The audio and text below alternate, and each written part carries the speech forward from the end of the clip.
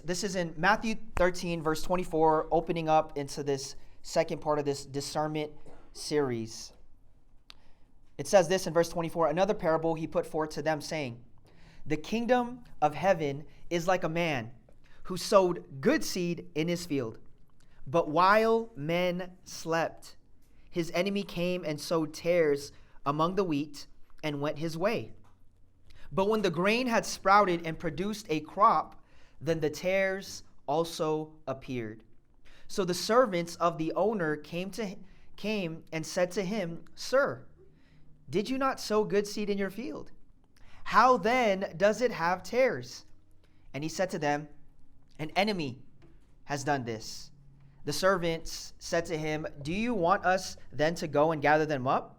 But he said, no, lest while you gather up the tares, you also uproot the wheat with them.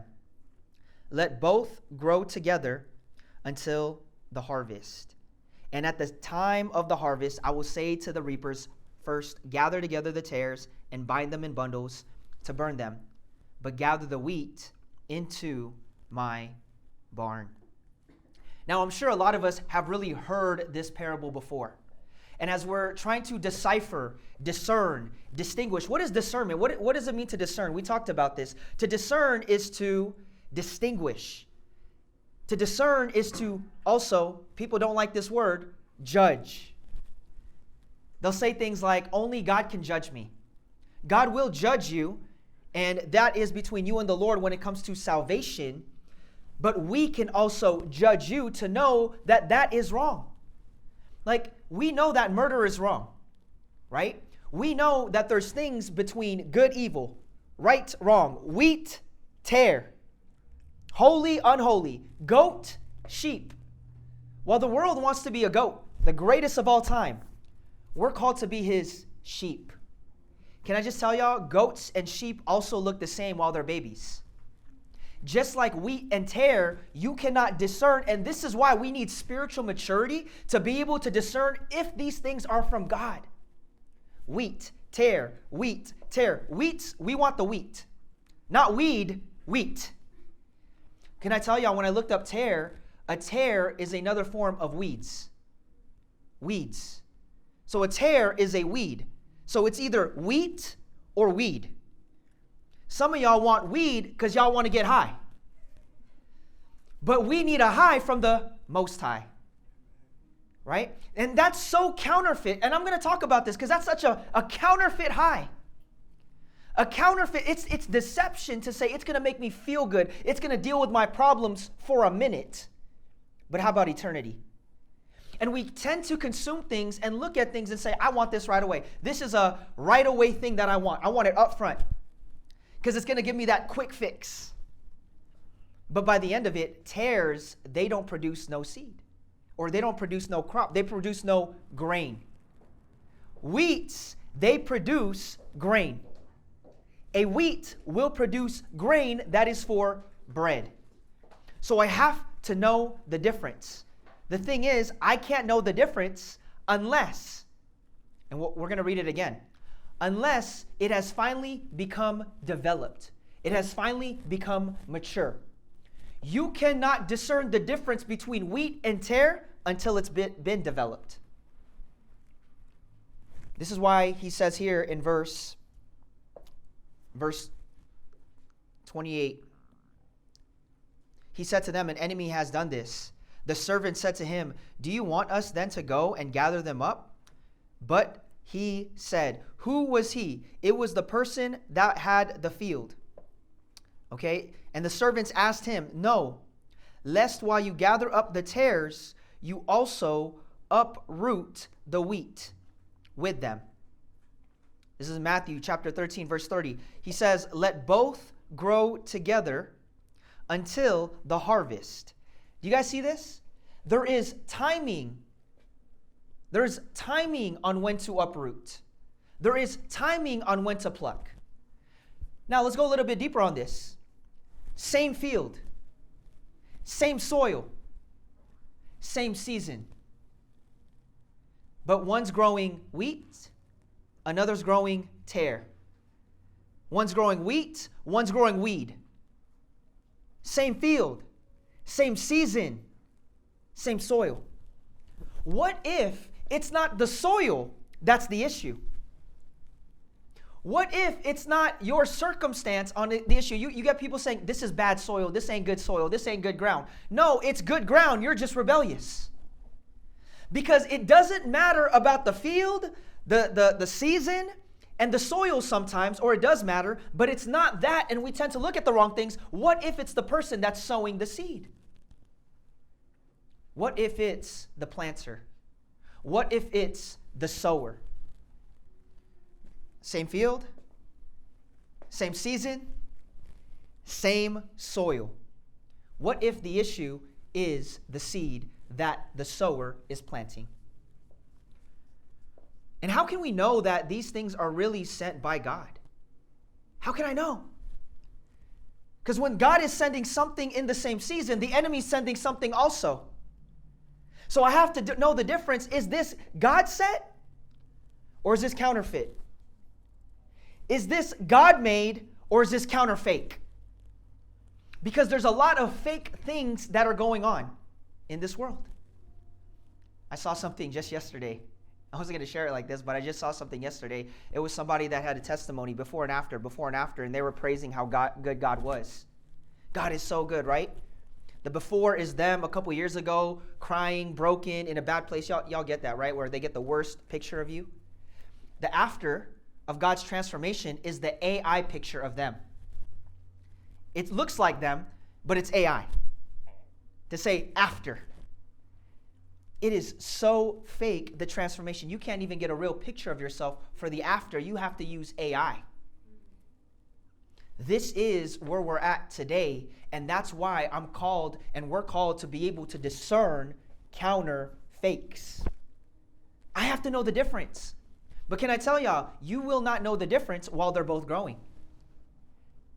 He said, no, do not pluck them out right now, because if you do, you might pluck out the wheat, not the weeds. You're going to pluck out the wheat as you're trying to pluck out the tare. Y'all ever get this where we're like, hey, you got to cut them off. We tell people, you got to cut these people off, these destiny devils. You have to cut them off. Here's the difference. I'm not telling you to just text them and say, hey, pastor said to cut you off. I'm blocking you. Goodbye. That's what people think when we're teaching on this stuff, to cut them off. What did he say to the servant? He said, wait. Wait until the harvest. Wait until it's the right season. And he didn't say destroy them. He said separate them. So to cut somebody off is for us to know how to separate somebody and build boundaries with people. It's not telling them, hey, I'm cutting you off, I'm blocking you, I never want to hear from you again. This is Bible all day, verse 30. Let both grow together. Sometimes I might be growing with other toxic people together for just a season, a moment, until the harvest. And here's what happens right after that, until the harvest. So there's an appointed time when it's time to let them both grow, and then it's time to separate. But here's another thing. You're not called to destroy them, and you're not called to destroy it sometimes. You're not assigned to destroy it. Jesus says this, he says this, I will say to the reapers, first gather together the tares and bind them in the bundles to burn them, but gather the wheat into my barn. Sometimes we're not assigned to destroy the tares, but to discern them and to know how to separate from them. Because when we start doing this, we start to fight battles that are not ours. Like I start to fight unnecessary battles in this season by saying, talk to the hand. Right? We like to use that. Talk to the hand. I don't know the last time I've ever heard somebody ever say that. But that was a thing before. Or it's like, you can't talk to me, you talk to this thing. And I think there's this power of knowing how to separate.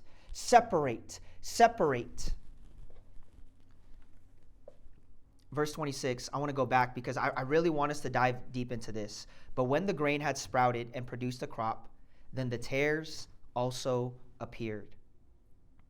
So the servant said to the owner, to the owner and came to him and said to him, Sir, did you not sow good seed in your field? How then does it have tares? The verse right before this, while they were sleeping, the enemy's planting. And when you're looking at that word sleep, you could be sleeping spiritually, you could be sleeping physically, or sleep can also mean in the Word of God, it can also mean death, dead. The revelation I was getting was when you're spiritually asleep or when you're spiritually dead, the enemy can just come in and just start planting things while you're slumbering, while you're sleeping in the spirit. This could happen yesterday. This can happen anytime, any moment, any day, while you are spiritually sleeping. And what ends up happening? He's planting. What if it's not you planting bad seeds? What if it's the enemy sending thoughts? Sending things our way in the same season, in the same field, in the same soil? What if it's not the soil? What if it's not even the seed? What if it's the sower? What if these counterfeits that the enemy sends our way is the one that is secretly trying to destroy us and allowing us to grow weeds, tares? And it's not our actions.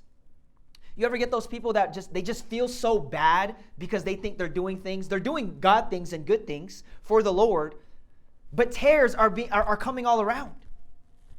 That is why I have to discern when people are coming in a form of opportunity. Like, we think people have wisdom because they have influence, right? We think that it's God's perfect purpose, but really it's man's preference. And we tend to mislabel the difference between wheat and tare because it looks like a good thing, but it definitely ain't a God thing. And just because we're sowing into the same soil, in the same season, in the same field, we think that it's from God. But can I just tell y'all, it's hard to discern wheat and tare until it's matured. So there is a season where it becomes exposed in our life. And we're trying to force the revelation. We're trying to force God to expose these counterfeits and counterfeits in the midst of it all. But the enemy knows how to disguise himself in an environment to look like he belongs in that environment. He really does. Why is the parable wheat and tare? It could have been anything else. It could have been any other plant. It could have been anything else, but it's because they are similar while they're growing. Things can look like it's from God because it's similar, but unless you become spiritually mature, spiritually developed, it's going to be hard for you to see. There are people I thought were God sent, and not saying that the enemy was influencing them and it's not from God, but I'm saying that there's times where I give people too much access to parts of my life, to vulnerability in my life, because I thought, oh, we're going to do life together. This is us. We're good. We both love Jesus. Little do you know, they're actually low-key coming against you. I shared this story about how there was a woman that had a pet snake, and she was sleeping with the snake. And over time, the snake, when she was looking at it, she noticed the snake wasn't eating anymore, and it looked sad. She's like, why isn't the snake eating? She brought him to the veterinarian, and the veterinarian said, hey, how long has it been since the snake hasn't eaten? And he goes, it's been a while. It's been some days now, like no appetite, and the snake's sad. The veterinarian was like, the snake's not sad, and it's not the snake is not hungry. The snake is just watching you to size you up and is saving its appetite so it can eventually secretly swallow you. There are some people, just because they're around you doesn't mean that they're really for you. They're sizing you up. They're learning about you. They're trying to discern you so they can eventually try to swallow you, take you out. This is how snakes work. I call them these whispering wanderers. They're wandering in this world, and when they get an ear that they can speak into, that will actually listen to them, they're going to take real estate over that ear to develop real estate over your mind. These whisperers. That's why the snake, when he was in the garden, what did the snake say, right? It's like, hey, God told us. Eve's like, yo, God told us we can't eat from the tree of the knowledge of good and evil. We can't eat from that thing. And the snake didn't disagree with Eve. The snake disagreed with God. So snakes, they don't disagree with you. They disagree with God. In fact, they always want to agree with you. So then it looks like they are on your side. But now I'm going to discern is, do they disagree with God? Hey, God bless you. Thanks for staying until the very end. That was just a clip from a full sermon that is hosted on our Bringing Families Back Ministries YouTube channel. I'll make sure the info is below so you guys can go ahead, click in, hit the subscribe button. Thanks so much. And if you're ever in Las Vegas, we're out here in Las Vegas. Our ministry, we also have a store, Simply Uncaged. There's a podcast for that as well. So go ahead, tap in. Thanks so much. Have a blessed rest of your week. In Jesus' name, bye-bye.